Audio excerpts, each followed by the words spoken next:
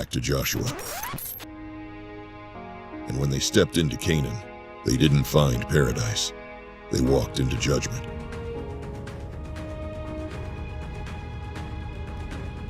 This wasn't sudden. God's justice never is. The Canaanites had centuries of warnings, of prophets, of restraint. But generation after generation, they built their gods from bone and bronze and fed them with blood. Child sacrifice wasn't myth.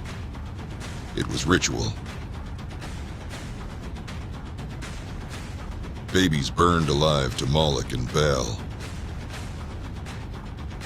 while drums beat loud enough to drown the screams.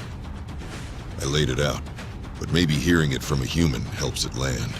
Here's Dr. Frank Turek and the Canaanites. All right, let's talk about the Canaanites. Tough question for the Old Testament, right? Like, what's this Old Testament God who appears to be angry and he's killing people and ordering the deaths of babies and children, all this stuff. Why?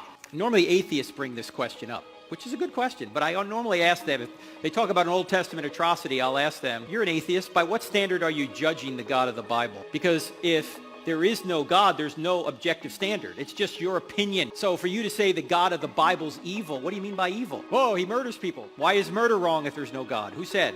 You said? Oh, you're the moral arbiter of the universe now? No, you would need God in order to argue against God. You're stealing from God to argue against him. But you know what the atheist might say? He said, look, okay, fine.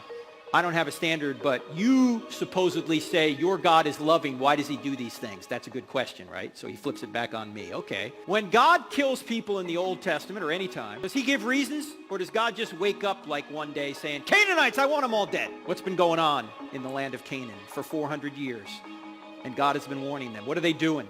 All sorts of abominable practices. They get to the point where they're actually sacrificing their children on a metal idol named Molech, who had arms like this, and there was a fire that they would put in Molech, and they'd heat the whole metal idol up, and then they would put their babies on the arms of this idol and watch the baby sizzle to death. The townspeople, they'd have drummers that would play drums as loud as possible, so the parents couldn't hear the screams of their own babies being cooked to death.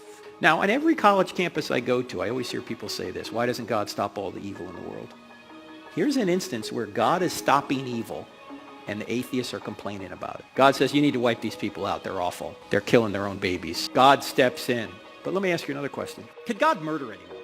No, murder is the unjustified taking of an innocent human being. Now, God is the creator of life. He can take life whenever he wants, right? In fact, if Christianity's true, people don't really die. They just change location. You just go from this life to the next life.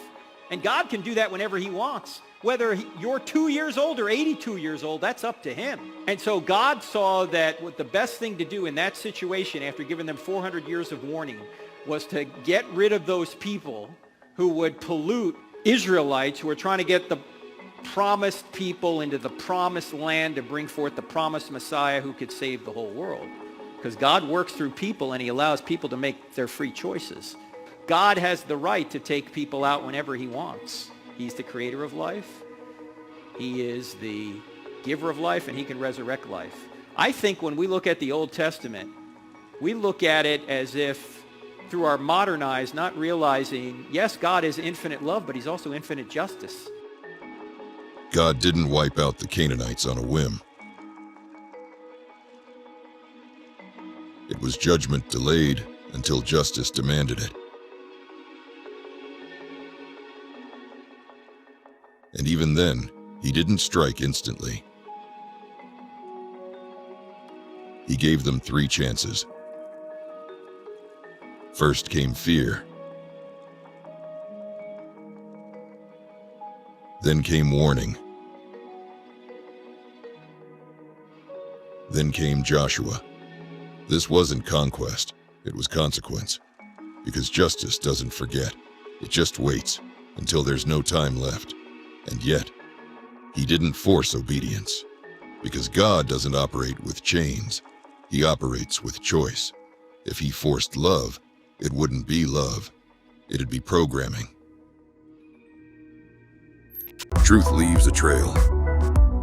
Help us follow it. Subscribe, like, and share. The case is open, and we're not done yet.